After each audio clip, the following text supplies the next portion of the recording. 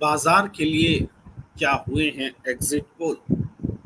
ये बड़ा सवाल है। ये जो एग्जिट पोल सामने आए हैं उसमें वो लोग जो बाजार से जुड़े हैं, शेयर मार्केट से जुड़े हैं, जिनको उम्मीद है कि सोमवार को जब शेयर बाजार खुलेगा तो वो उछाल मारता हुआ शेयर बाजार होगा।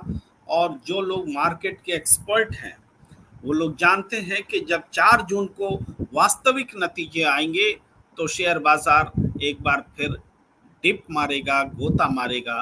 तो क्या शेयर बाजार से, स्टॉक मार्केट से बहुत बड़ी कमाई के लिए, मोटी कमाई के लिए एग्जिट पोल को मैनेज किया गया है? क्या सत्ता के लिए मन भावन परिस्थितियां बनाने के लिए एग्जिट पोल हुआ है और बाजार की शक्तियां और वर्तमान सत्ता की शक्तियों के बीच का जो एक गठजोड़ है वो सामने है। 4 जून का इंतजार है। जनता बाय बाय कर चुकी है। हम स्वागत करते हैं आपका। नमस्कार, मैं हूं प्रेम कुमार। प्रणाम इंडिया में आपका बहुत बहुत स्वागत है। और हम जो बातचीत करने जा रहे हैं बहुत गंभीर बातचीत करने जा रहे हैं। और आप ये समझिए कि इस एग्जिट पोल में बहुत सारे पोलस्टर कह रहे थे कि अ, नमस्कार, हरिशंकर जोशी जी, देश के जाने माने सीनियर जर्नलिस्ट हमारे साथ जुड़ चुके हैं। आपका स्वागत है। मैं थोड़ी प्रणाम इस सर, एग्जिट प्रणाम पोल के प्रणाम बारे सर, में प्रणाम प्रणाम।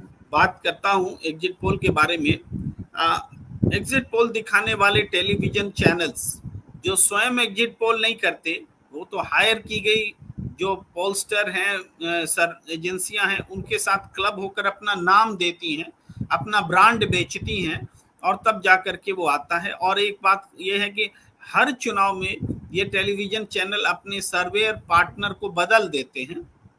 इसकी वजह से ऐसा इसलिए कि पिछले चुनाव में जो दाग लगता है उस दाग को धोने के लिए वो एक नया कॉम्बिनेशन लेकर आते हैं। तो इस बार भी सारे टीवी चैनल्स अलग अलग सर्वेयर्स के साथ में आए और सबने अपना अपना एग्जिट पोल दिया। और जो टेलीविजन चैनल के एंकर्स रहे उनका ये कहना होता था कि कैसे उनका ये कहना होता था कि कैसे कोई भी हम क्यों गलत दिखाएंगे, 2-3 दिन के लिए क्यों गलत दिखाएंगे। बड़ा मासूम सा सवाल होता है कि एंकर्स का कहना है 4 जून को तो नतीजे आएंगे ही, तब हम 2-3 दिन में क्यों गलत दिखाएंगे। इतना मासूम सवाल होता है कि ये समझ में नहीं आता। लेकिन इस मासूम सवाल में जो नोटोरियसनेस है, जो चपलता है, जो कुटिलता है, उसको समझने की बहुत आवश्यकता है। क्योंकि देखिए 4 जून को तो नतीजे आएंगे और जनता एक मन बना चुकी है, वो होगा। 2004 की तरह एग्जिट पोल फेल होंगे।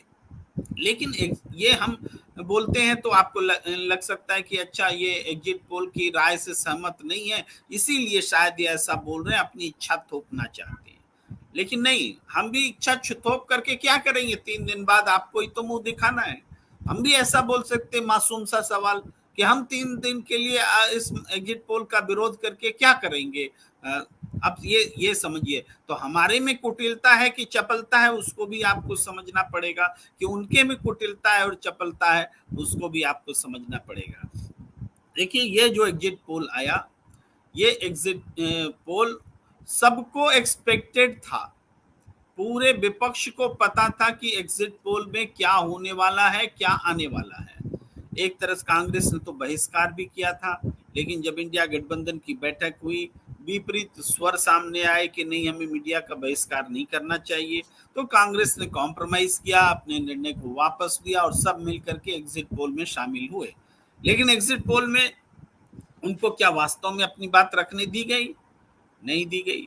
उनको जो भी विपक्ष के नेता थे उनका उपहास उड़ाया गया, मजाक उड़ाया गया। ये वही हुआ जिसकी आशंका थी। और ऐसा कहा गया कि ये एग्जिट पोल जो है रियल में ऐसा ही हो रहा है। एग्जिट पहले हम थोड़ी सी बात करते कि ये क्या है, क्यों है। एक तो हमने पहले भी कहा कि बाजार, सट्टा बाजार एक तरफ है, सटोरियों का बाजार एक तरफ है, और एग्जिट पोल करने वाले लोग हैं। मैं एक अनुभव से बात करता हूँ कि एक व्यक्ति जो कि सारे टीवी चैनल्स में बतौर एनालिस्ट भी बैठते हैं और पूरे देश में घूमते भी हैं, और इसके अलावा उनका काम जो हमें ऑफलाइन बातचीत में उन्होंने बताया है, उनका काम होता है कि जो बड़े बड़े कॉरपोरेट्स घराने होते हैं उनको फीडबैक देना कि मार्केट का सिचुएशन क्या है और उनके हिसाब से सही फीडबैक देना, ताकि वो उस हिसाब से स्टॉक मार्केट का इस्तेमाल कर सकें। तो उन लोगों के पास में एक व्यवस्था थी कि स्टॉक मार्केट में नरेंद्र मोदी की सरकार अगर बनी रहती है तो वहां सबके चेहरे खिले रहेंगे, और अगर नरेंद्र मोदी की सरकार चली जाती है तो स्टॉक मार्केट डाउन होगा। तो इसके लिए बड़ा मॉडरेट होकर के ऐसे लोग जो सर्वे करते हैं उन्होंने एक ये दिया कि नहीं, ये फिगर आने वाला है। तो ये यूं ही छोटी मोटी बात नहीं है, ये बहुत महत्वपूर्ण बात है कि देखिए ये पूरे इलेक्शन में अडानी मोडानी की सरकार ये बोल करके अमीर और गरीब की लड़ाई बोल करके राहुल गांधी ने ये पूरा चुनाव लड़ा है।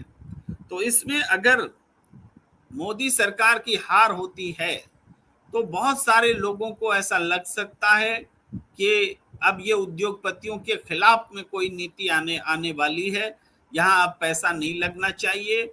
इस तरह से स्टॉक मार्केट में लोग पैसे निकाल सकते हैं, और स्टॉक मार्केट का एक अलग करेक्टर होता है। तो इसको बचाने के लिए, और दूसरा बात है मार्केट के सिचुएशन से फायदा लेने के लिए बाजार की शक्तियां लगी हुई होती हैं। वो एग्जिट पोल को उन्होंने बड़ा कायदे से टाइमिंग देख करके मैनेज किया है। आज देखिए 2 जून है, 1 जून को एग्जिट पोल आया, 2 जून को इतवार है, 3 जून को मार्केट खुलेगा, और 4 जून को फिर नया एग्जैक्ट पोल आएगा एग्जिट पोल के मुकाबले। तो जब सोमवार को मार्केट खुलेगा तो वो आप देखेंगे वो मार्केट बहुत ऊंचे पर खुलेगा, एकदम बवाल हो जाएगा। लोगों को शेयर बाजार में शेयर खरीदने का एक जबरदस्त स्पर्धा दिखेगी। क्यों? क्योंकि एग्जिट पोल ने एक सुर से वो उनके मन माफिक राय रख दी है। मन माफिक राय क्या थी कि अडानी मोडानी की सरकार आए, तो वो सरकार आएगी तो इसके हिसाब से सारे लोग टूट पड़ेंगे।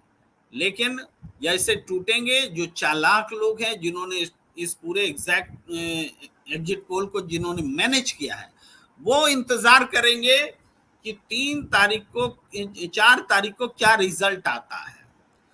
4 तारीख को जब जनता रिजल्ट दे देगी कि भाई मोदी सरकार जा रही है, तो बाजार धड़ाम से गिरेगा, और धड़ाम से जो गिरेगा इसी बिकवाली में फायदा भी उठाएंगे। एक तो इनोसेंट बायर्स बर्बाद होंगे, जो बाजार की फायदा उठाने वाली शक्तियां हैं वो इसका इस्तेमाल करेंगी और फिर वो कामयाब होंगे। एक तो ये कारण है। दूसरा है कि इस कारण से सत्ताधारी पार्टी को ये सूट भी करता है। सत्ताधारी पार्टी को सूट इसलिए करता है कि एग्जैक्ट पोल आने के बाद हम देखेंगे, अपनी दर्शकों की भी प्रतिक्रियाएं, मुझे यकीन है कि दर्शक निश्चित रूप से निराश होंगे आज, क्योंकि उनको एक्सपेक्टेड रिजल्ट्स नहीं दिख रहे हैं। आम जनता भी निराश है, उनको ये लग रहा है हमने किसको वोट दिया और एग्जिट पोल क्या दिखा रहा है। तो ऐसे में जब विभिन्न पार्टियों के कार्यकर्ता काउंटिंग टेबल पर जाएंगे, वो डिमोरलाइज होंगे, और वो अफसर जिनको अब वो डर खत्म हो जाएगा कि या डर बढ़ जाएगा, उनका डर बढ़ जाएगा कि अगर हमने सरकार के हिसाब से काम नहीं किया तो ये सरकार रिपीट होगी तो हमको छोड़ेगी नहीं।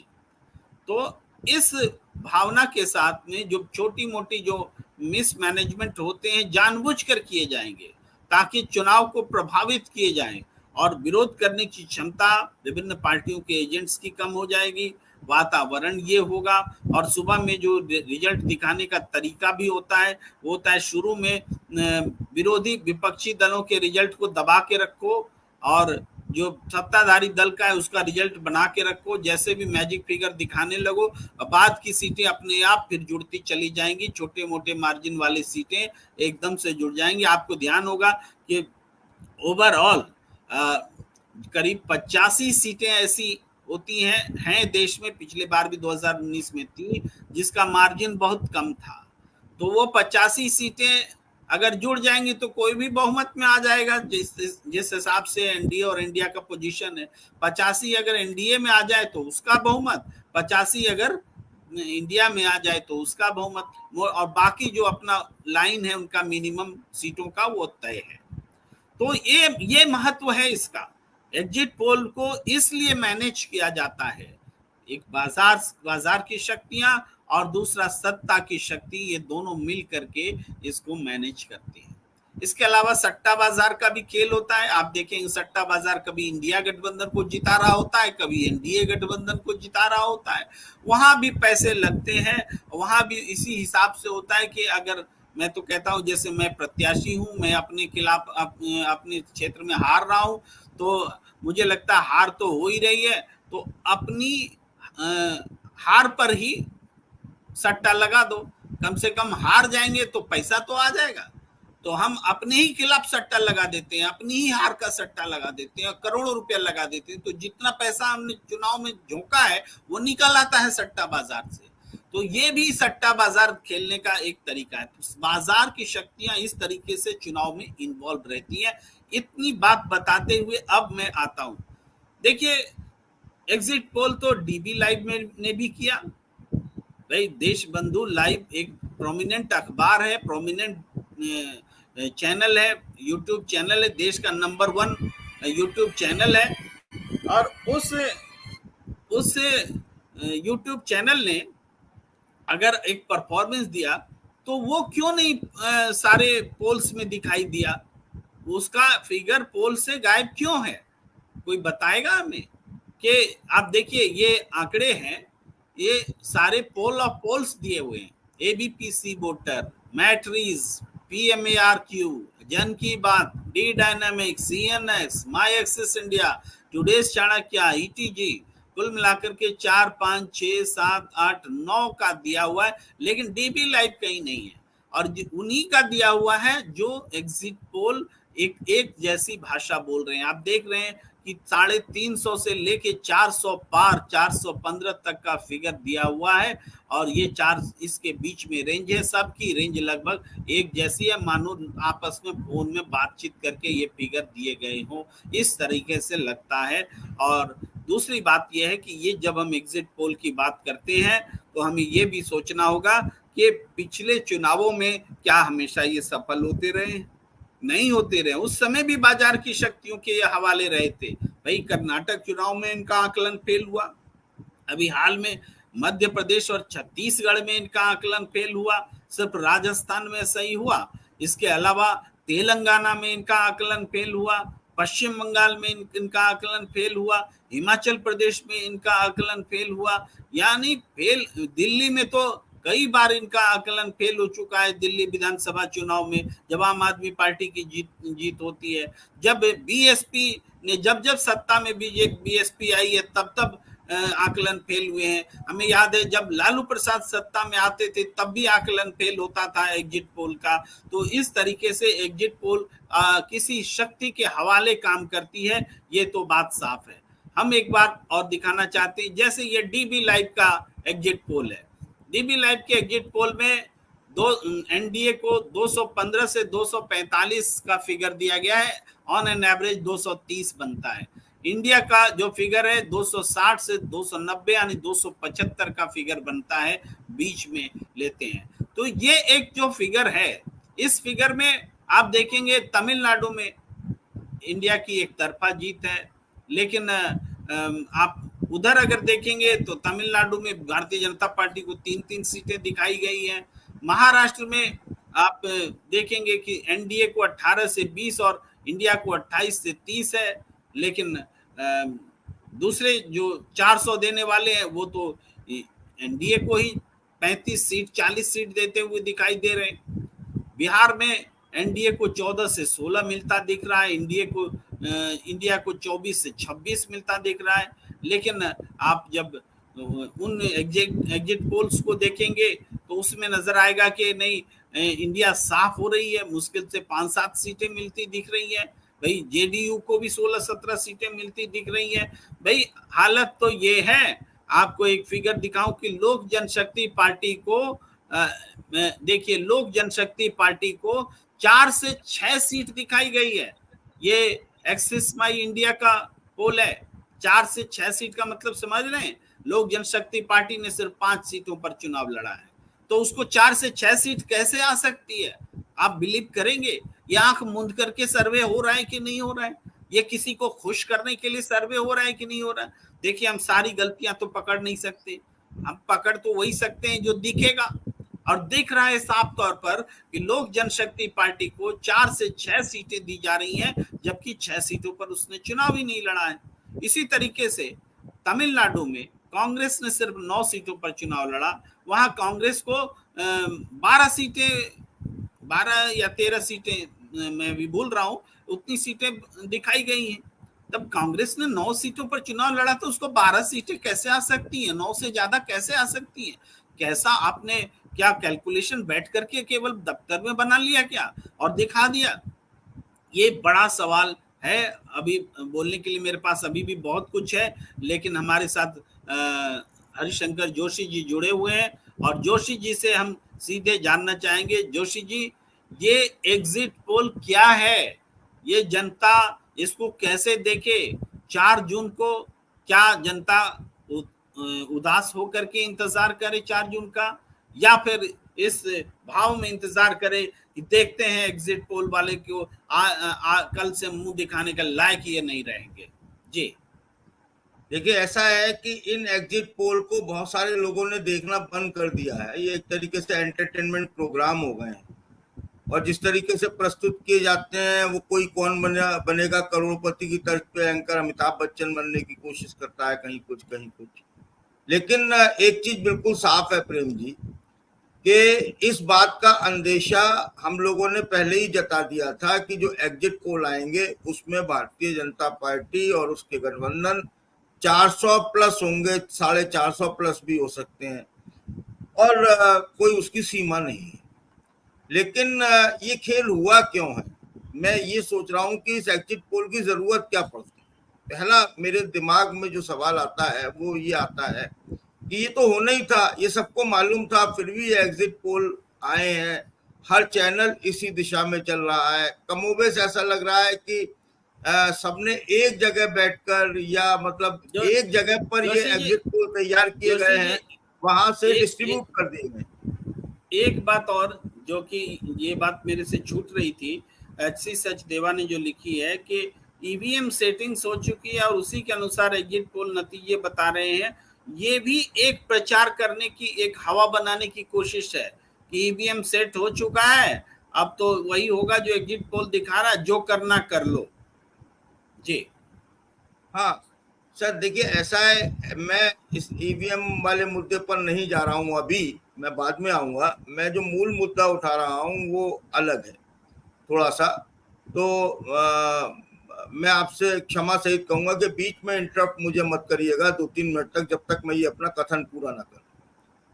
सर ये देखिए, ये इसकी जरूरत क्या है? इसकी जरूरत ये है कि आज जो है छुट्टी का दिन है, कल नतीजे आए एग्जिट पोल के, कल ही मतदान हुआ, तो बहुत उसके मैं जो एरर हैं उन पर भी नहीं जा रहा हूं कि जहां तमिलनाडु में कांग्रेस कितनी सीटों पर लड़ रही है और एग्जिट पोल कितनी सीटें दिखा रहे हैं जीतते हुए, वो उतनी सीटों पर लड़ ही नहीं रही है। लेकिन ये एरर, मैं इस एरर पर जा ही नहीं रहा।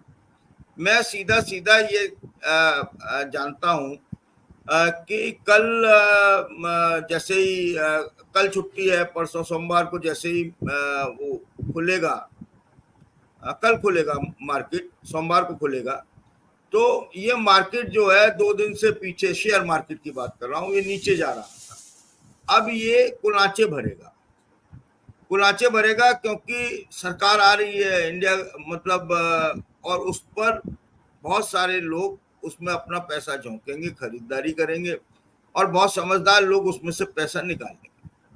तो ऊंची कीमतों पर मुनाफा वसूली जो है वो होगी वहां पर। और इस बीच आप एक चीज और देखेंगे कि ये सरकार अपने उपक्रमों को मुनाफा वसूली नहीं करने देगी। LIC को या जो भी सरकारी स्टेट बैंक हो गया, जो उनके जेबी वो है इंस्टीट्यूशंस है, उनको वो पैसा निकाल नहीं पाएंगे। पैसा कौन निकालेगा? FII निकालेंगे। पैसा वो लोग निकालेंगे जिन्होंने चुनाव में पैसा लगाया, जिन्होंने चुनावी बॉन्ड दिए हैं। तो उनको क्या है कि ये सारा की सारा खेल उनकी मुनाफा वसूली का है। तो उन्होंने जो लगाया उनको एक तो मिल गया, दूसरा ऐसी तैसी होगी तो किसकी होगी? वो होगी इन्वेस्टर की, जिसका पैसा पिछले 2 दिन से मार्केट गिर रहा था और वो उस अब बढ़े हुए मार्केट में फिर से खरीदने जाएगा, क्योंकि शेयर मार्केट की ये प्रवृत्ति है कि वो गिरे हुए मार्केट में बहुत सारे निवेशक नहीं जाते हैं, वो उठते हुए मार्केट में मुनाफा वसूली के लिए जाते हैं और वहीं ट्रैप कर लिए जाते हैं। तो ये जो है आप कल देखेंगे खूब डटकर मुनाफा वसूली होगी। उसके बाद ये LIC ये स्थितियां जब 4 तारीख को ओरिजिनल रिजल्ट आएगा, उसमें जब भारतीय जनता पार्टी और उसके सहयोगी गठबंधन यानी NDA जब क्रैश कर जाएंगे, तो वो इसके बाद LIC और SBI और जो सरकारी संस्थान है वो उनकी हालत और पतली हो जाएगी। कुल मिलाकर मेरा ये मानना है कि ये सत्ता या मोदी जी जाते जाते भी देश का ऐसा सत्यानाश करके जाएंगे कि उसको कोई समझ नहीं रहा है अभी। वो बिल्कुल आने वाली सरकार होगी उसके पास में, अगर बीजेपी नहीं आती है, जो कि मैं अभी भी इस बात पर मुतमईन हूं कि बीजेपी इतनी बड़ी बहुमत में नहीं आ रही है। वो हद से हद, मतलब अगर उसका आंकड़ा जाता है तो वो भी 272 से नीचे जाता है। प्रेम जी, ये जो मुनाफा वसूली के लिए एक तो किया गया है, दूसरा एक चीज और है कि आप ये देखिए कि तमिलनाडु, केरला, उड़ीसा, बंगाल, यहाँ से बहुत चतुराई से वोट परसेंटेज बढ़ाया गया है और सीटें बढ़ाई गई हैं। तमिलनाडु में वो अन्नामलाई को ऐसा हीरो बनाया गया है इन्होंने कि जैसे वो एक और प्रधानमंत्री देश को मिलने वाला। ये जो सारा चक्रव्यूह रचा गया है, इसके पीछे एक कहानी और चल रही है। वो कहानी ये चल रही है, इसमें उलझाकर आदमी को, और पीछे से फोन हो रहे हैं। जयराम रमेश ने ट्वीट किया है कल रात को कि 150 कलेक्टर्स को फोन किए गए हैं, और फोन किए गए हैं नहीं किए गए हैं हमारे पास इसका कोई प्रमाणिक आधार नहीं है, लेकिन हम इतना जानते हैं कि जो नए आदेश आ रहे हैं उसमें मतदान के समय जो पोलिंग काउंटिंग एजेंट होता है उसको ARO टेबल पर बैठने नहीं दिया जाए। आप बताइए कि जब उसको उस टेबल से जहां गिनती हो रही है वहां से दूर किया जा रहा है, इसका क्या मतलब है? इसका मतलब सीधा सीधा है कि आप एक काम करिए चुनाव आयोग जी, कि किसी पार्टी को वहां घुसने ही मत दीजिए, उसके ये काउंटिंग एजेंट नाम की चीज भी खत्म कर दीजिए। आप वहां पर कोई पत्रकार भी नहीं जा पाएगा, अलग एक मीडिया कैंप होगा, वहां उन्हें सूचनाएं मिलती रहेंगी। आइए, आप बैठिए, कुछ खाइए, चाय पानी पीजिए, नाश्ता कीजिए, वहीं से सूचनाएं लीजिए, वो भी उसके अंदर नहीं जा पाएगा। दूसरी बार वो पहले से भी नहीं जाता है, 10-15 सालों से एक दो बार उनको वहां पर भेजा जाता है, लेकिन काउंटिंग एजेंट जो है वो उस टेबल पर नहीं होगा तो सील कौन चेक करेगा? गिनतियां सही से भरी जा रही हैं, वो कौन चेक करेगा? बहुत सारी चीजें या प्रोसेस में कि आप आइए, सील चेक कीजिए, अब वहां बैठ जाइए, अब हम गिन रहे हैं। तो क्या होगा? ये एक मतलब हर तरफ से कोशिश ये है कि एक तो एग्जिट पोल से माहौल बना दिया, अब जितनी संभव है वो बेईमानी कर ली जाए। तो ये तो बिल्कुल अजीब मजाक है कि काउंटिंग एजेंट ARO टेबल पर नहीं बैठेगा, उसको दूर कर दिया जा रहा है, नई व्यवस्थाएं की जा रही हैं। जी हम ये कहना चाहते हैं कि दर्शक कई बार ऐसा बोलते हैं, ये सवाल उठाते हैं कि एक्सिस माई इंडिया का 94% करेक्ट है होता है, 96% करेक्ट होता है। ये झूठा दावा उसने अपने वेबसाइट में करके रखा है। एक्सिस माई इंडिया का ये प्रतिशत गलत है। एक्सिस माई इंडिया ने पश्चिम बंगाल में बीजेपी को सत्ता में लाया था कि नहीं लाया था? गलत हुआ था कि नहीं हुआ था? ऐसे भी कोई गलत होता है क्या कि आप जिस पार्टी को सत्ता में लाने की बात कर रहे हैं वो 100 से नीचे आ जाए? ऐसे भी गलत होता है क्या? ये सीधे पैसे लेकर के खेल करने का मामला होता है। और यही एक्सिस ऑफ इंडिया तेलंगाना में क्या कांग्रेस की सरकार बना रहा था? देखिए निकाल करके, वहां भी ये गलत आंकड़े दे रहा था। हर उस जगह जब बीजेपी जीतती है तो एक्सिस इंडिया सही हो जाता है, यही मामला है। और ये बीजेपी का कोर कैडर है, इसकी तस्वीरें घूमती हैं आज से नहीं, बहुत पहले से बीजेपी का कोर कैडर है। 94% 96% सीधे आंखों में धूल झोंकने का काम करता है। बस ये मैं बोलना चाहता हूँ कि बहुत लोगों के मन में ये भ्रांति है। कल अजय माकन ने एक ट्वीट किया, जोशी जी, ये उन्होंने कहा कि एआरओ के पास में टेबल तक काउंटिंग एजेंट को जाने नहीं देने की व्यवस्था की गई है, कि काउंटिंग एजेंट को एआरओ के टेबल पे नहीं जाने दिया जाएगा। तो ये अगर जाने नहीं दिया जाएगा तो वो बहुत सारी चीजें वो मनमानी करेगा और वहां काउंटिंग एजेंट कुछ नहीं कर पाएगा। तो इसको लेकर के इंडिया गठबंधन में है कि ये तो ईवीएम की हेराफेरी से भी बड़ा मामला है कि एआरओ को ही अगर वो बेईमानी करने पर वहां उतारू हो जाए, जब कब ईवीएम खुलेगा, कब उसकी वो सब नोटिंग की जाएगी, फॉर्म 17C से मिलान करने की सारी तैयारी की गई है। अब अगर एआरओ के पास जाने ही नहीं दिया जाएगा तो मिलान क्या करेंगे ये लोग?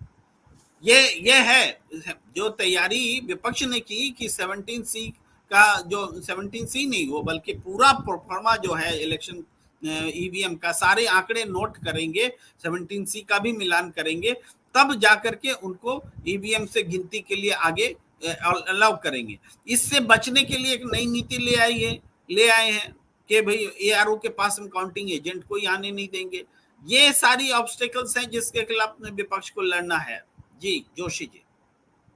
सर ये तो है ही है, और इसके अलावा देखिए उन्होंने हर स्तर पर सत्ताधारी पार्टी ने और उसके मातहत चुनाव आयोग ने जो भूमिका निभाई है वो पूरा देश देख रहा है।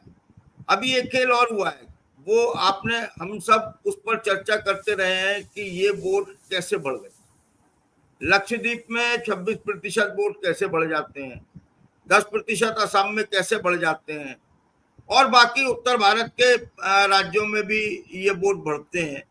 तो ये 10 दिन बाद 11 दिन बाद जो वोट बढ़ रहे हैं, इसका एक जवाब आया है कि वो पोस्टल बैलेट आने में इतना टाइम, पोस्टल बैलेट की भी तो एक तिथि निर्धारित होती है कि इस तक आ जाएंगे पोस्टल बैलेट।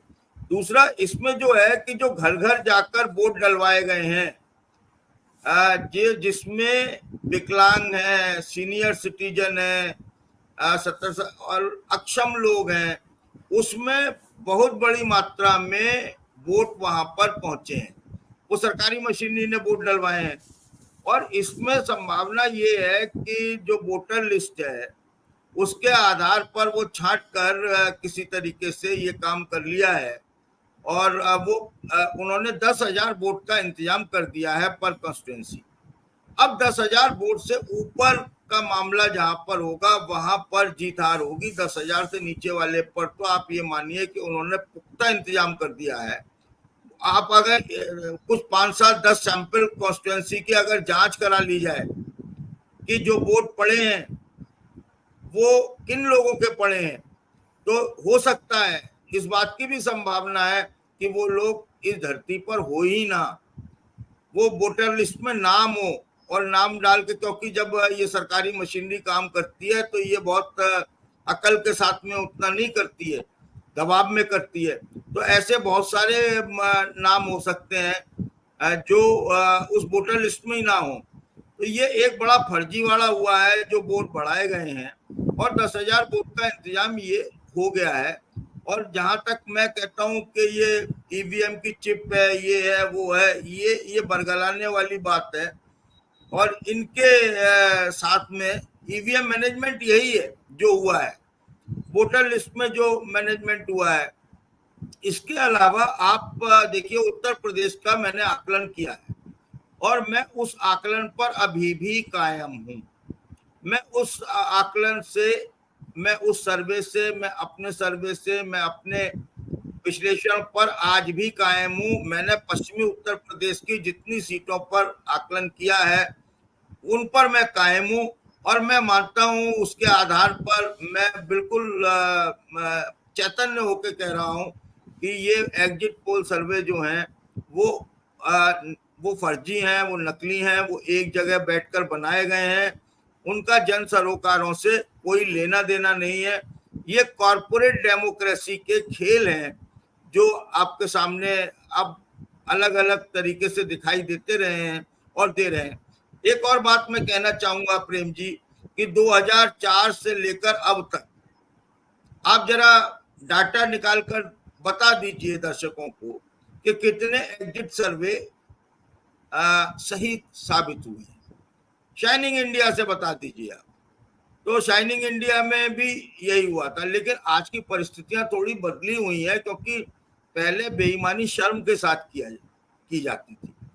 अब जो है झूठ शर्म के साथ बोला जाता था कि यार ये झूठ बोल रहा हूं मैं, आदमी अंदर से होता था।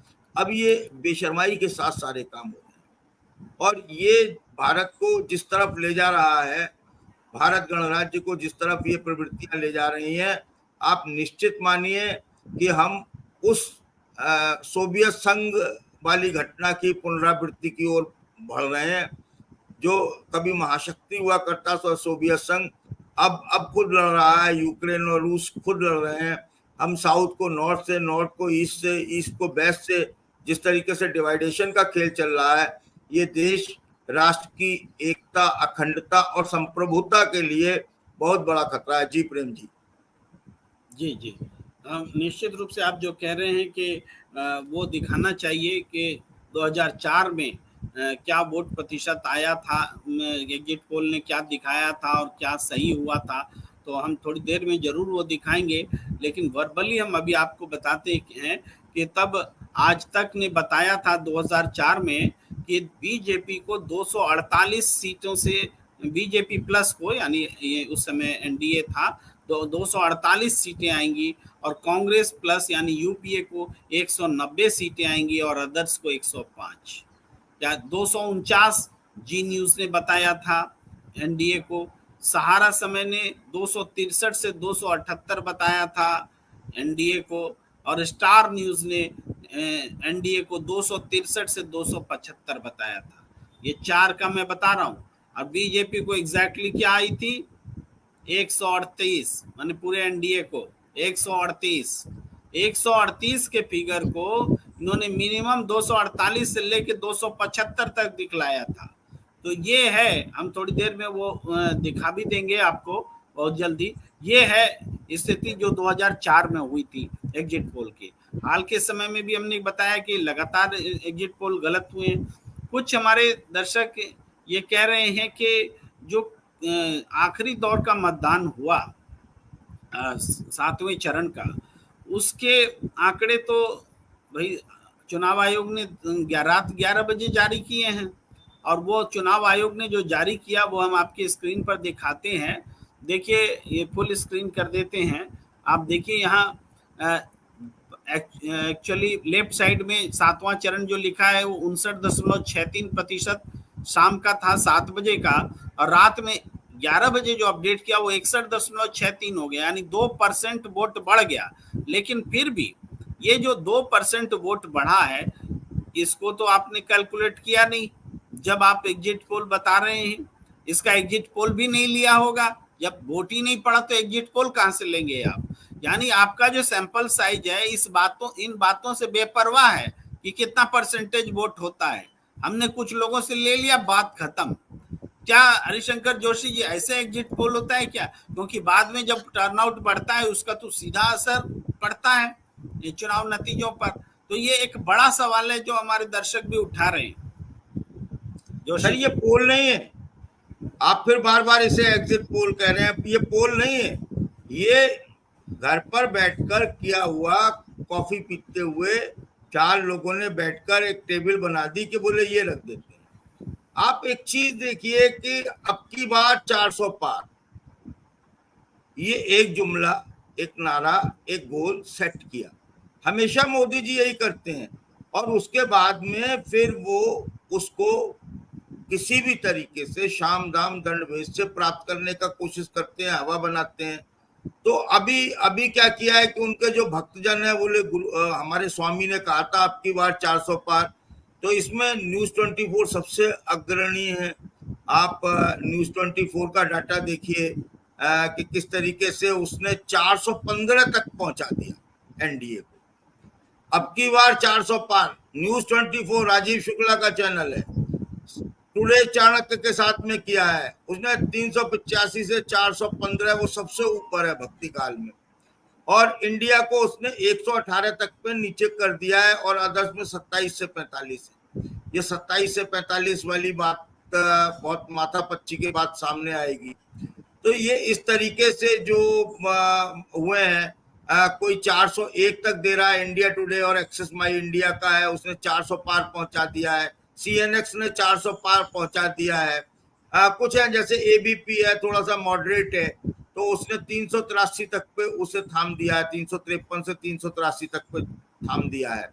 लेकिन जिनके सर्वे सही निकले हैं वो सर्वे आप देखिए, वो कर्नाटक में किसका सर्वे सही निकला था, तेलंगाना में किसका सर्वे सही निकला था, या आप एक चीज और देखिए कि डीवी लाइव का आपने जिक्र किया, डीवी लाइव का सर्वे कहीं पर भी उस टैली में अखबारों ने या किसी ने शामिल नहीं किया है। डीवी लाइव देशबंधु अखबार का चैनल है और देश का नंबर 1 चैनल है, और उसके पास में संसाधन है, उसके पास में टीम है। उन्होंने जो सर्वे किया है उसमें बहुत साफ तौर पर उन्होंने एनडीए को 260 से 241 सीट दी थी। तो हम ये मानते हैं कि 260 से 241 का जो आंकड़ा है एनडीए का, वो उन्होंने बहुत मॉडरेट 215 से 245 है सर, 215 से 245। किसका सर? डीबी लाइव का 215 से 245 होगा। मुझे जो याद है वो मैंने देखा था वो 260 से 241 था और इंडिया का मैंने अभी स्क्रीन पर लगा रखा है, ये स्क्रीन पर लगा रखा है जी। अच्छा, आपने स्क्रीन पर लगा रखा है सर, और वो 215 से 245 है एनडीए का, 260 से 290 है इंडिया का, और अदर्स का 28 से 68 है। तो सर मैं ये कह रहा हूँ कि इसके अलावा एक सर्वे और है, आप दिखाइएगा लोक पोल का एक सर्वे जो साउथ के मामले में बिल्कुल एक्यूरेसी रखता है। इन्होंने जो खेल किया है वो साउथ में किया है, और साउथ में इनके चैनल देखे नहीं जाते हैं, इनके पास कोई नेटवर्क भी नहीं है साउथ का, इक्का दुक्का कॉरेस्पोंडेंट है जो अब रख लिए जाते हैं, पहले तो ये वो भी नहीं रखते थे। तो ये स्थिति वहां पर है, वहां बहुत सारे जर्नलिस्ट से हमारी भी बात होती है, तो तमिलनाडु का है, केरला का है, ये इस तरह से इन्होंने वहां पर तेलंगाना, कर्नाटका, आंध्र का हम एक मान सकते हैं कि आंध्र में स्थितियां नायडू के पक्ष में थी और वो सारे लोग मान रहे हैं। उड़ीसा में पटनायक की इतनी खराब स्थिति नहीं है, ये हो सकता है कि बीजेपी वहां पर गेन कर ले, लेकिन उसने क्लीन स्वीप कर दिया है वहां, और वहां की उड़ीसा में सरकार भी बीजेपी बनाने जा रही है। ये भी एग्जिट पोल तमाम सारे और उनके एक्सपर्ट कहते हुए नजर आए हैं। तो ये सारा खेल जो है इस तंत्र में उलझे बगैर 4 तारीख का हमको प्रतीक्षा करना चाहिए। और कांग्रेस ने कल जो घोषणा की है, कांग्रेस ने नहीं, इंडिया गठबंधन ने एक बैठक बुलाई, मल्लिकार्जुन खड़गे के आवास पर बैठक बुलाई गई। उसमें तमाम देश भर के जो विपक्षी दल हैं उनके नेता आए, तेजस्वी थे, कल्पना सोरेन थी, शरद पवार थे, और सोनिया गांधी तक वहां पर मौजूद थे, अरविंद केजरीवाल थे, संजय सिंह थे, और आप सभी लोगों ने मिलकर वहां पर जो मंथन किया और जो अपने कार्यकर्ताओं के फीडबैक और जो डिस्ट्रिक्ट जो उनके संगठन है उनसे जो फीडबैक लाए थे उस पर उन्होंने कहा कि हम 295 जीत रहे हैं। ऐसा कभी होता नहीं था कि कोई पार्टी चुनाव से पहले तो दावे करती थी हम इतने जीतेंगे, हम इतने जीतेंगे। चुनाव के बाद पहली बार ऐसा करना मजबूरी इसलिए हुई है क्योंकि ये एक रणनीति के तहत कार्यकर्ताओं को डिमोरलाइज करना चाहते हैं कि इतना दिखा दो ताकि जो काउंटिंग पर कार्यकर्ता जाए वो पहले ही हार मान कर जाए कि यार चलो अब ड्यूटी लग गई है, मेरा पास बन गया है, मुझे जाना है, यार जो कर रहे हो कर लो, एग्जिट पोल का तो आ ही गया है, इतनी सीटें मिली गई हैं, 400 पार मोदी जी हो ही गए हैं, वो उसमें शिथिलता आ जाए। तो इसलिए ये जरूरी हो गया था, इंडिया गठबंधन ने भी अपना एक ब्यौरा जो है वो दर्शकों के सामने रखा है, अपना आकलन रखा है, और उनका आकलन ज्यादा जमीनी है, उनके पास सैंपल सर्वे बहुत बड़ा है, उनके पास में अपने कार्यकर्ताओं का सैंपल सर्वे बहुत बड़ा है। तो उन्होंने 295 सीटें अपने क्लेम किया है, अपने बोले ये जनता का आकलन है, ऐसा बोला है। तो अभी क्या है कि इस सब के बाद जब ये देखा कि कार्यकर्ताओं को मोटिवेट कर दिया गया है, कार्यकर्ताओं को, काउंटिंग एजेंट्स को मुस्तैद कर दिया गया है, हर कार्यकर्ता को लिस्ट पकड़ा दी गई है, 17C से मिलान होगा, ईवीएम मशीन नंबर का मिलान होगा, वीवीपैट मशीन के नंबर का मिलान होगा, और हर वोट की काउंटिंग जब होगी तो वो वहां पर नोट होगी, उस पर ध्यान रखा जाएगा कि निकले कुछ और लिखा गया कुछ, ऐसा तो नहीं हो रहा है। तो अब इसका भी तोड़ निकाल लिया गया है जी। इसका तोड़ ये है कि अब ARO टेबल पर काउंटिंग एजेंट नहीं होगा। जब काउंटिंग एजेंट नहीं होगा तो प्रेम जी फिर तो सबको सो जाना चाहिए और इंतजार करना चाहिए 4 जून का कि भैया तुम्हें जो घोषित करना है घोषित कर दो, तुम्हारे मन में 400 है तो 400 कर दो, 450 है तो 450 कर दो, 500 है तो 500 कर दो। ये तो खुली डकैती है, ये तो खुली डकैती है, खुली लूट है, और इसके परिणाम देश के लिए अच्छे नहीं होंगे प्रेम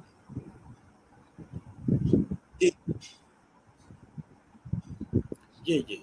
देखिए नंदलाल यादव जी कह रहे हैं प्रणाम इंडिया को प्रणाम, इस पोल का मन का पोल कह सकते हैं। इस पोल को चुनाव का प्रारंभ 400 पार से होता है मगर बीच में 350 कहा जाता है, और अब पोल का ढोल भी वही आवाज कर रहा है। और इससे पहले बिशप कोबरे जी कह रहे थे तमिलनाडु में जब प्रधानमंत्री शो करते हैं तब काले गुब्बारे दिखते हैं, तमिलनाडु भी भारी विरोध बीजेपी का। आपने दृश्य देखेंगे प्रधानमंत्री साधना करते हैं तो गो बैक मोदी नारे लग रहे होते हैं।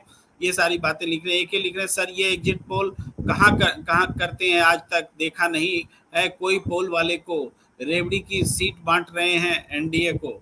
ये AK जी लिख रहे हैं। इस तरह से सुकांत भगत जी लिख रहे हैं salute great sir, thank you. Ram Prasad Pravesh Yadav जी लिख रहे हैं मोदी तो गुड है, कुछ भी पॉसिबल हो सकता है, गॉड है, मोदी तो गॉड है, कुछ भी पॉसिबल हो सकता है। बलिया से सनातन पांडे को विजय गोदी मीडिया दिखा रहे हैं और बता रहे हैं भारतीय जनता पार्टी से जो कि प्रत्याशी समाजवादी पार्टी से हैं। बताइए ये भी चीज है कि बलिया से सनातन पांडे को विजय बता रहे हैं गोदी मीडिया, और वो भारतीय जनता पार्टी से बता रहे जबकि समाजवादी पार्टी से हैं। ये भी देखने को मिला है। सौरभ यदुवंशी कह रहे गोदी मीडिया इतना हवा में क्यों उड़ रहा है, आप लोग बता सकते हैं। इसके अलावा मैं केरल में तो रहता नहीं हूँ, मैं राजस्थान के गंगानगर हनुमानगढ़ में रहता हूँ। एक तरफ पंजाब अबोहर फाजिल्का है, दूसरी तरफ पंजाब हरियाणा सिरसा हिसार है। एग्जिट पोल एकदम उलट बता रहे हैं, 4 तारीख को नतीजा उलट आएगा, प्रदीप बाबू जी कह रहे हैं।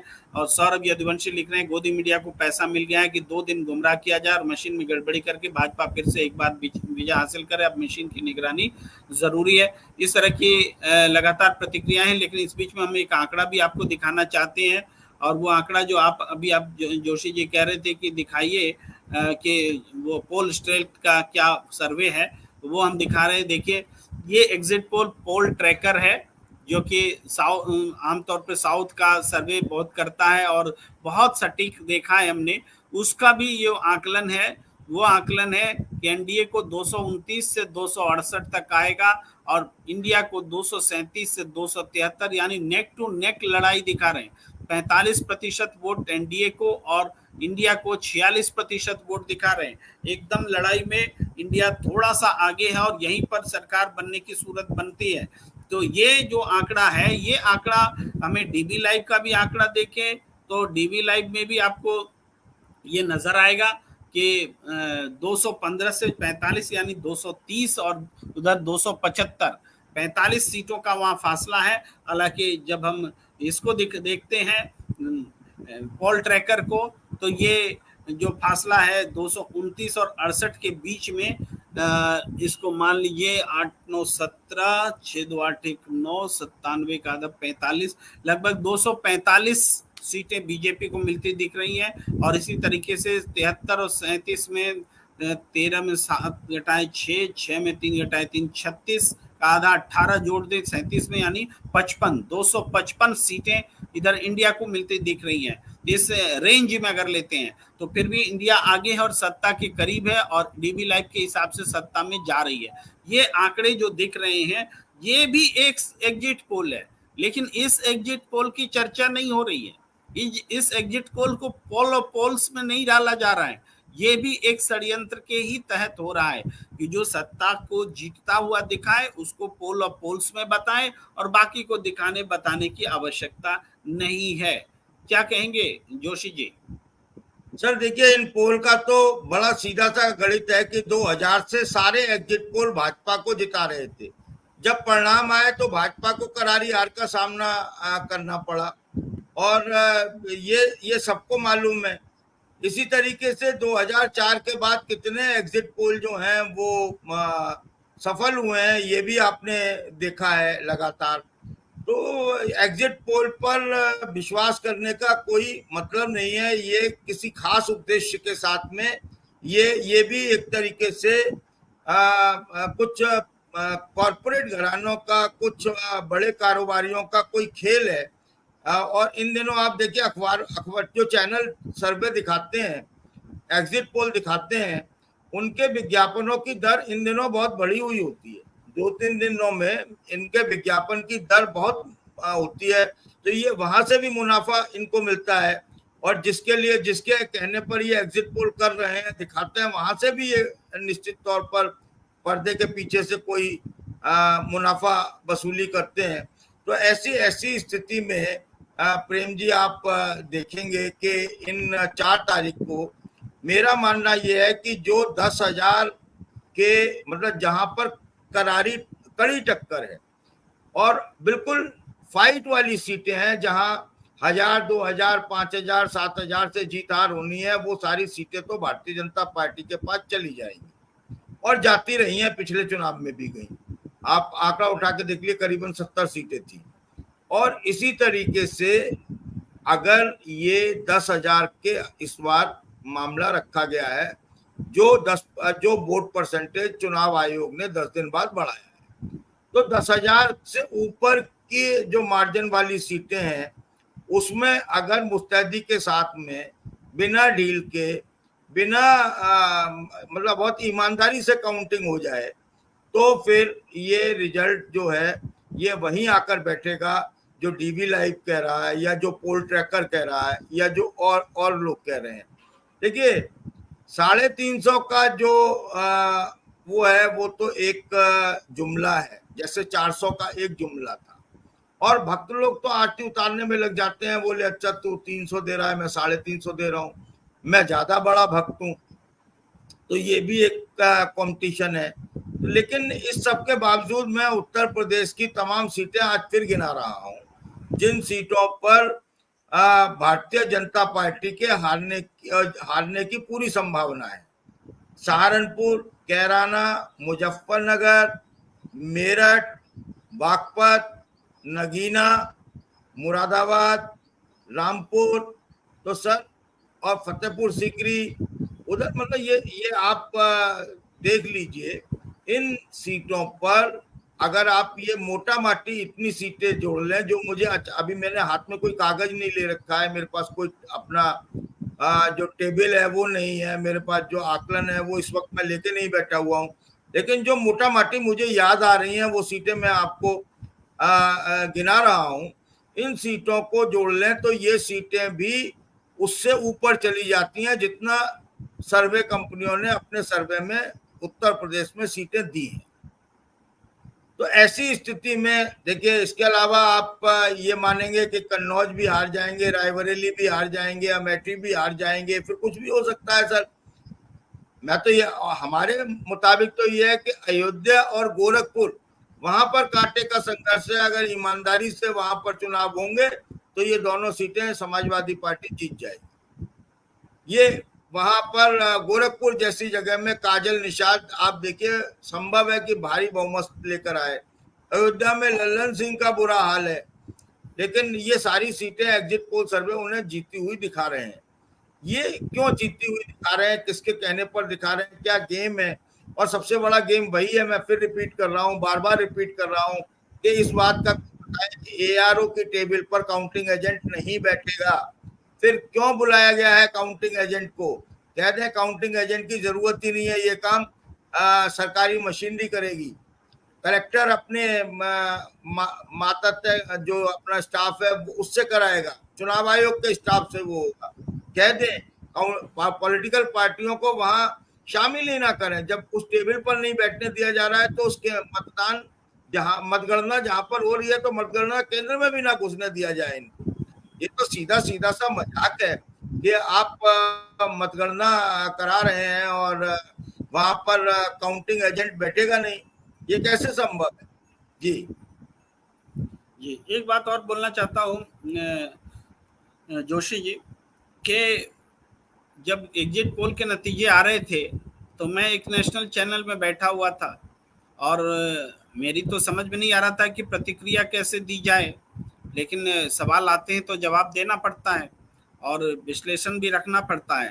तो मेरे पास जब आए, कई बार में से एक बार की चर्चा कर रहा हूँ, तो मैंने कहा कि जो आंकड़े दिख रहे हैं और जो आंकड़े पोलस्टर्स, जो पोल करने वाली एजेंसियां हैं, उसके जो मास्टर पोलस्टर्स हैं, उन लोगों ने बीते दिनों बताए और जो विश्लेषण किए, उससे हम तुलना करते हैं तो हम देखते हैं कि यशवंत देशमुख ने कहा था कि उत्तर प्रदेश में चुनाव फंस गया है, और जब उन्होंने कहा था तब 6 चरण के मतदान हो चुके थे। 6 चरण का एग्जिट पोल भी उनके पास होगा, डेफिनेटली होगा। तो एग्जिट पोल तो मतदान के तुरंत बाद लिया जाता है, तो उसके बाद भी वो कह रहे थे कि उत्तर प्रदेश में चुनाव फंस गया है। और 7वें चरण का जब उनका आ रहा है एग्जिट पोल, तब पूरा टर्नआउट भी नहीं सामने आया है। इसका मतलब वो जो कह रहे हैं उसमें आंकड़ों में बहुत ज्यादा तब्दीली भी नहीं हुई है। फिर ऐसा क्यों है कि ये आंकड़े और उनका ये कहना कि यूपी फंस गया है, ये दोनों परस्पर विरोधी क्यों नजर आ रहे हैं? भाई एग्जिट पोल ने तो 77 सीटें तक दे दी हैं बीजेपी को, 80 में उत्तर प्रदेश में, मैक्सिमम वाली बात कह रहा हूँ, यानी 77-78 तक दे दी है। यानी वो हमें लगता है कि बस राहुल गांधी और अखिलेश यादव छोड़ के बाकी सारी सीटें उन्होंने रख ली है अपने पास। ऐसे लगता है जैसे कि घर गोली डंडा खेल हो रहा हो, सारा गोली रख लिया, उस टाइप से कुछ खेल हो रहा हो। लेकिन मैं आगे कहता हूँ, एक पोलस्टर्स ने कहा था कि छोटी छोटी बहुत सारी तरंगे हैं, कुछ तरंगे इंडिया गठबंधन के लिए हैं, कुछ एनडीए के लिए, दोनों एक दूसरे को कैंसिल कर रही हैं, और कोई मोदी लहर या ऐसी कोई लहर इस बार नहीं है। इसके अलावा जब 2019 में लहर थी तब 303 सीट आई थी, तो इस बार 303 तो नहीं आएगी, ऐसा भी कहते हुए हमने उन्हीं सीएसडीएस के संजय कुमार को भी सुना था, और इसी तरीके से प्रदीप गुप्ता को भी हमने बैकफुट पर आते देखा था। तो वो विश्लेषण, उन्हीं पोलस्टर्स के पोल में अचानक आंकड़े उसका सपोर्ट क्यों नहीं कर रहे, या आंकड़ों के अनुसार उनका विश्लेषण क्यों नहीं है? यानी विश्लेषण जो है, उनका विश्लेषण क्या करेंगे, वो तो आंकड़े को समझा रहे होते हैं ना। तो जब आंकड़े को समझा रहे हैं आप, और आपके क्या किसी ने आपको दबाव डाला कि आंकड़े बदल लीजिए? तो अब तो आपके आंकड़े बिल्कुल अलग हो गए। तब जो आंकड़े थे उसके हिसाब से आप विश्लेषण कर रहे थे। ये मैं बताना चाहता हूं कि कोई शक्ति है, और वो शक्ति हमने बाजार की शक्ति कहा, वो शक्ति हमने सत्ता की शक्ति कहा, जो शक्ति इन पोलस्टर्स को अपने आंकड़े बदलने के लिए बाध्य कर रहा है और बाध्य किया है। अदरवाइज ये रिजल्ट होते ही नहीं। इसीलिए हम अपने दर्शकों से कहना चाहते हैं, हम फालतू की बकवास नहीं कर रहे। हम 4 जून को निश्चित रूप से इस आंकड़े को पलटते हुए देखेंगे, क्योंकि ये आंकड़े हमारे ही अनुमानों के खिलाफ नहीं है। ये आंकड़े बहुत सारे लोग जो जमीन पर काम कर रहे थे उनके भी आंकड़ों के खिलाफ हैं। आपने स्वयं एक दिन पहले जो चर्चा की उसमें प्रकाश पोहरे जी को आपने बुलाया। प्रकाश पोहरे जी महाराष्ट्र के में चलने वाले सबसे ज्यादा बिकने वाले अखबार के संपादक हैं, मालिक हैं। उनको एक एक जगह उनके रिपोर्टर हैं। उनका दावा है कि महाराष्ट्र में यह हो ही नहीं सकता कि इंडिया गठबंधन को कम सीटें आ जाए। वो तो बीजेपी को 2-4 सीट से ज्यादा होते देख नहीं पा रहे हैं। नहीं जी ऐसा है, थोड़ा ऐसा है। कल मैंने अपने संदेश चैनल पर उनको बुलाकर एक स्पेशल बातचीत की थी। उनका 6 लाख सर्कुलेशन है, मराठी का विदर्भ में सबसे बड़ा अखबार है और पूरे महाराष्ट्र में उनके रिपोर्टर्स और ब्यूरोज हैं और अच्छा नेटवर्क है और बहुत खुद भी एक्टिव हैं। वो 27 बार खुद भी जेल जा चुके हैं सोशल कॉज में। तो ये आप समझ सकते हो कितना जुझारू व्यक्ति है वो। तो वो व्यक्ति कह रहा है कि किसी भी दशा में 12 से ज्यादा सीट बीजेपी नहीं जीत सकती। आप 12 की 15 कर लीजिए, बहुत ज्यादा उदार है तो। बोले मैं तो 10 से नीचे नीचे मान रहा हूँ, लेकिन बाकी जो लोग, ध्यान दीजिएगा, वो पूरे एनडीए की बात कर रहे थे। हाँ पूरे एनडीए की सर, पूरे एनडीए की। हाँ खाली बीजेपी की बात नहीं हो रही है, पूरे एनडीए की बात हो रही है। वो कह रहे हैं विदर्भ में पूरे में 1 सीट है और वो 1 सीट गडकरी को दे रहे हैं कि वो किसी तरीके से गडकरी निकल जाएंगे। और हालांकि देखिए गडकरी को इसलिए दिया जा रहा है जैसे हम लोग कहते हैं सुल्तानपुर में मेनका गांधी निकल जाएंगी, बनारस में मोदी साहब निकल जाएंगे, ऐसे ही नागपुर में गडकरी साहब के लिए कोई ये नहीं कह सकता कि ये नहीं निकलेंगे। और वो ये कहते हैं कि मार्जिन बहुत कम हो जाएगा, 5-10 हजार वोट से तो जीती जाएंगी। तो इससे आप हालत समझ सकते हो, जब गडकरी साहब की ये हालत है तो बाकी सीटों पर क्या हालत होगी। मैंने उनसे स्पष्ट तौर पर पूछा कि अजीत पवार को कितनी सीटें आएंगी, बोले 0। शिंदे को 1 सीट ज्यादा से ज्यादा कल्याण की, जहां उनका बेटा लड़ रहा है। बाकी मुंबई और मराठवाड़ा में कुछ सीटें बीजेपी जीतेगी, लेकिन मुंबई में भी वो कह रहे हैं सिर्फ पीयूष गोयल की संभावना है, वो फंसी हुई सीट है, उसे भी क्लियर नहीं कर रहे हैं। तो मैक्सिमम सीटें जो हैं वो बता रहे हैं। तो आप देखिए कि महाराष्ट्र की वो बता रहे हैं, पश्चिमी उत्तर प्रदेश की मैं बता रहा हूं आपको कि पश्चिमी उत्तर प्रदेश के मैं चप्पे चप्पे से वाकिफ हूं और लगातार मेरी बात होती है।